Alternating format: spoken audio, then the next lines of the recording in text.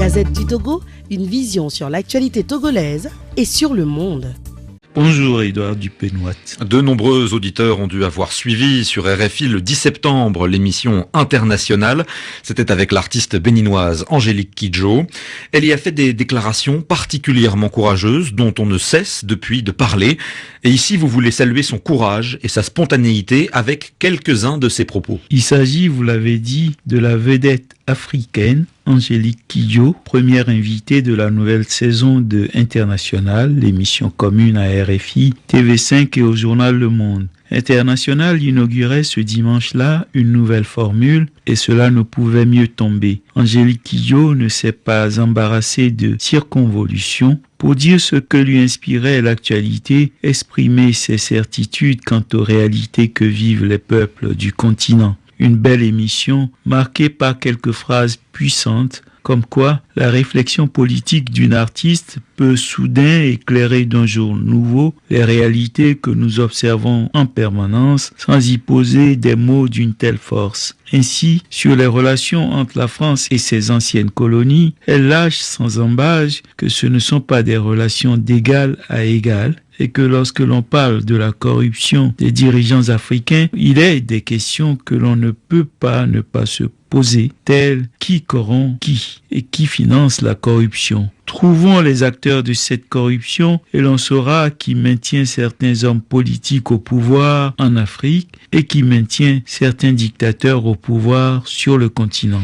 Jean-Baptiste, Angélique Kidjo a aussi parlé de certaines perversions de l'aide à l'Afrique. Oui, et pour elle, l'Occident a tout faux lorsqu'il voit les Africains comme des pauvres à aider, à qui il n'est point besoin de demander ce dont eux-mêmes ont besoin, en les abordant en plus avec un complexe de supériorité. Quand on est pauvre, confie-t-elle, il vous reste le respect de vous-même et de votre dignité. De cette aide publique au développement, l'Afrique pourrait ne pas avoir besoin et même aisément s'en passer si les grandes compagnies occidentales implantées dans les pays africains et y faisant de très bonnes affaires y payaient des impôts correspondant à ce qu'elles y gagnent effectivement. Difficile de développer les pays sans ces impôts et selon Angélique Kidjo, c'est dans cette direction qu'il faudrait également chercher si l'on veut savoir à qui profite la corruption dans les États africains ou à qui profitent les guerres, l'instabilité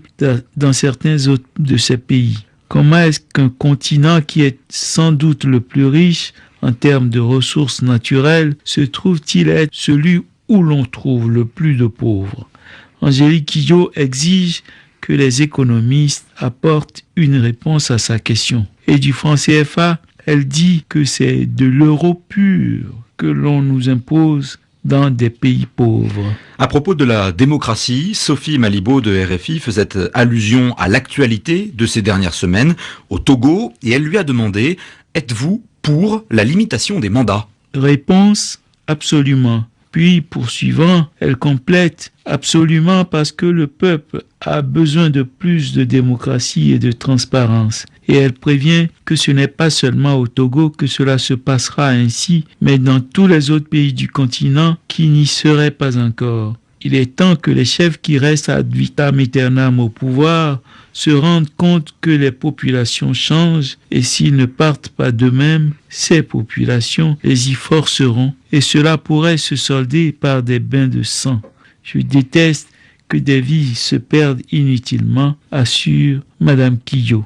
Et lorsque Sophie Malibaud de RFI lui demande « Mais cela doit-il se passer dans la rue ?» qu'est-ce qu'elle répond ? Elle répond « Où est-ce que vous voulez que cela se passe ? Voulez-vous qu'ils aillent parler au président, sous-entendu dans son palais ? Cela ne va rien changer, dit-elle. » Puis, reprenant son souffle, elle assène définitivement « Ceux qui s'accrochent au pouvoir le font parce qu'ils se font beaucoup d'argent par la corruption, justement. » De fait, la rue est le ressort ultime qui reste aux populations lorsque les institutions sont verrouillées, que les élections sont truquées à tous les coups et que la confiance ne règne plus entre les dirigeants et le peuple.